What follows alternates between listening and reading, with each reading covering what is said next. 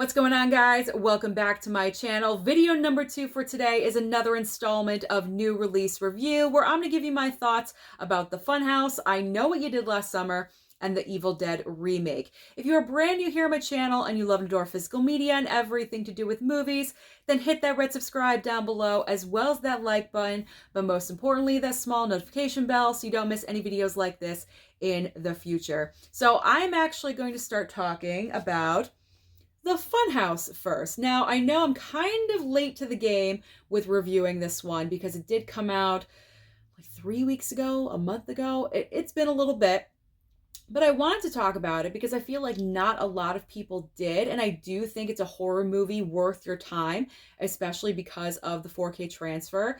This was a fun one to watch. I enjoyed it more than I thought I was going to. Now, this film is directed by Tobe Hooper, the same director as the original Texas Chainsaw Massacre. There are similar vibes. It's not like it's not a carbon copy by any means. It's not like that. But there's kind of the similar thread between the two movies. I just wanted to point that out. It's something that I noticed. And if you guys have already seen this movie, you can agree with me or disagree with me. That's fine. But in my opinion, when it comes to like the monster, or I refer to him as the beast and like the father figure, it's kind of a little bit Texas Chainsaw-y, just a smidge, just a little bit. But the basic plot line of this movie is we open on this teenage girl. She's taking a shower. Of course, we have to have TNA in the first 5 minutes of a horror movie. That's just one of the requirements. So she's showering. She's getting ready for a date. Her brother is around being a brat, as younger brothers usually do. Now, she wants to go with her date to the local carnival. Her parents don't want her to. Of course, she completely ignores them.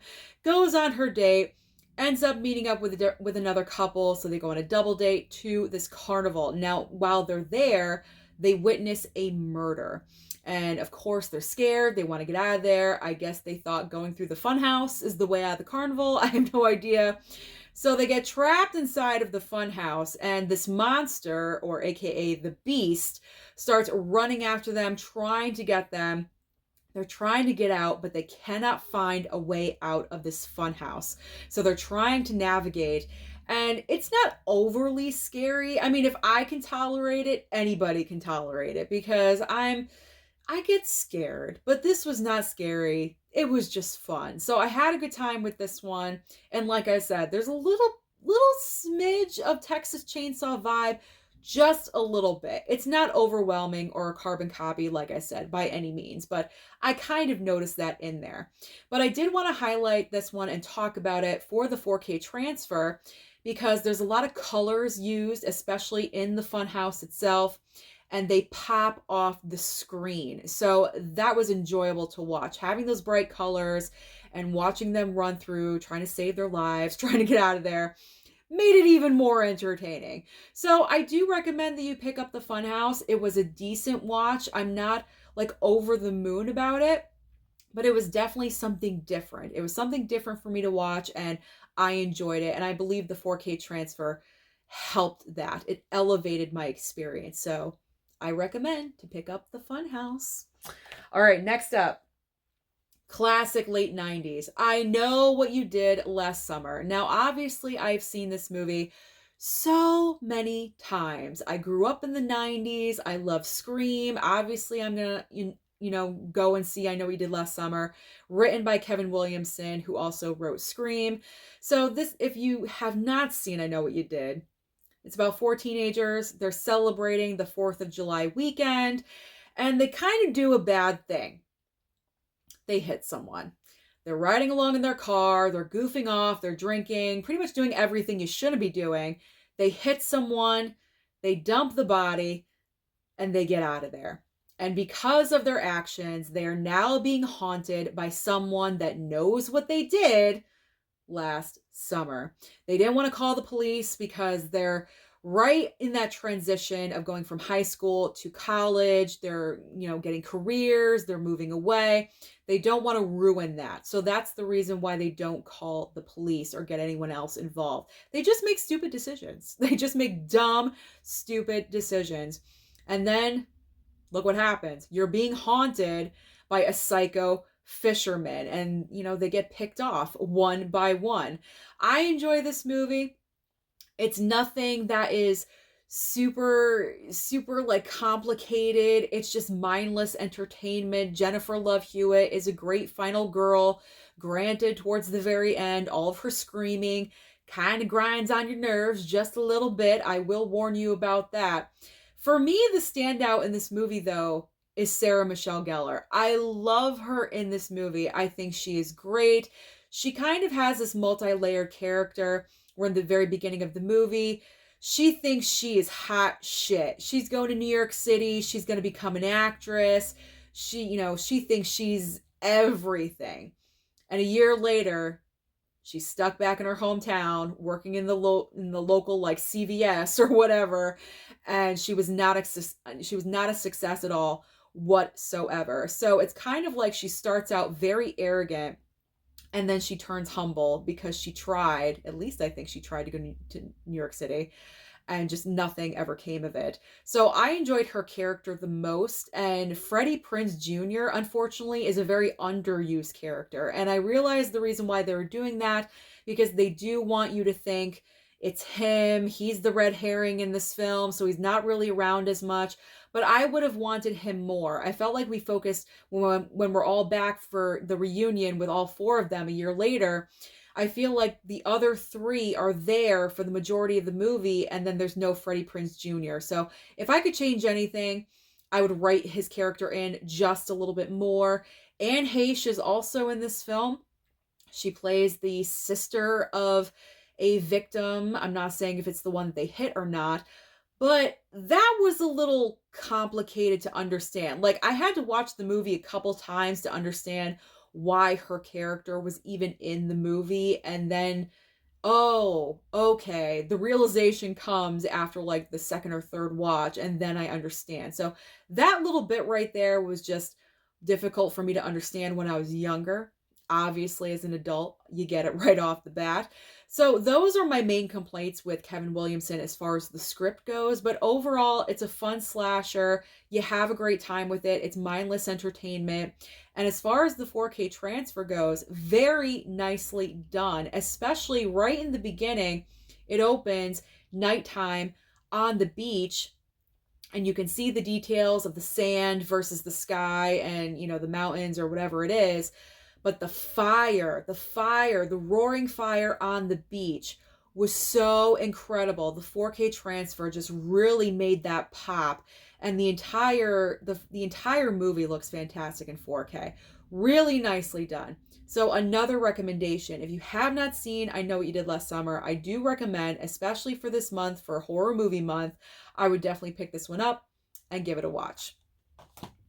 My last selection is the Evil Dead remake. I just picked this one up and I watched this a couple of nights ago. I've never seen it before, so this was a first time watch for me. Now, I was kind of hesitant about this one as well, only because I watched the original Evil Dead, the Sam Raimi ones with Bruce Campbell. I was not the biggest fan of those movies. I gotta be honest. I know a lot of you love them. You're fans out there. I will give them another chance. But upon a first time watch, I was like, this is not for me. So when it came to this one, I was like, do I pick this one up? I don't know. But then I decided to just go ahead and get it. What a surprise. Susan gets a new 4K. So yes, I did pick it up. Kind of had that hesitation as I put it in, but I'm thinking, you know what? It's a modern day Evil Dead, so we'll see what this is all about. So it's about 5 kids, I'll just call them 5 kids, in a cabin. One of them has an addiction. So for the weekend, they're trying to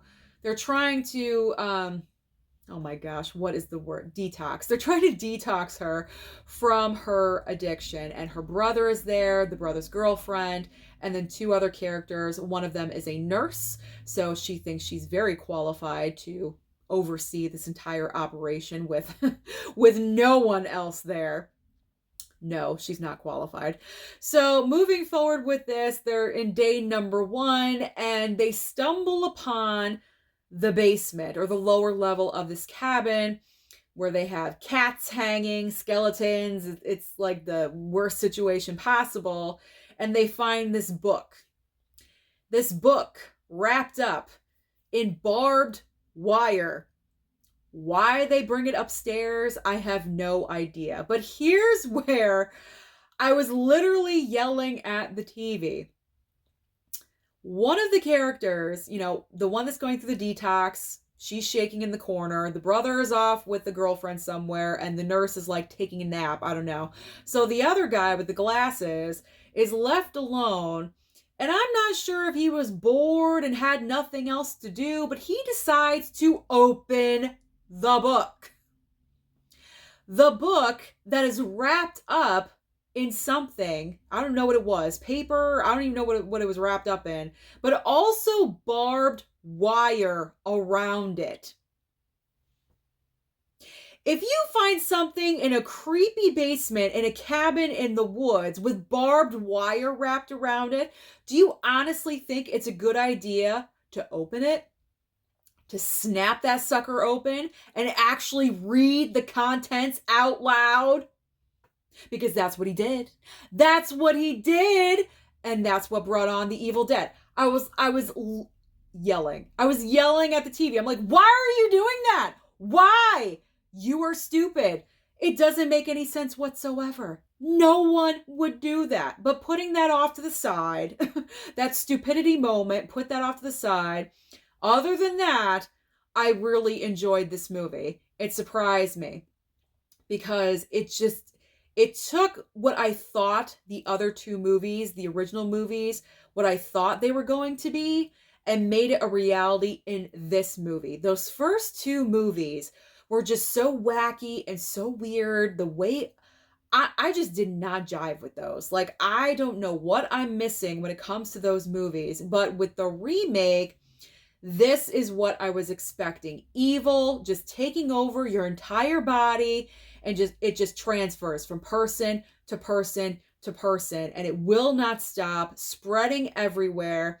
I thought the special effects looked great. It looked real to me. I cared about the character. Well, did I really care about all the characters? I cared about the brother and the sister. They were the ones I really was most invested in. It seemed like the girlfriend character was just there for filler, just to have another person to be taken over. And I gotta be honest, the friend that was the nurse was kind of a bitch.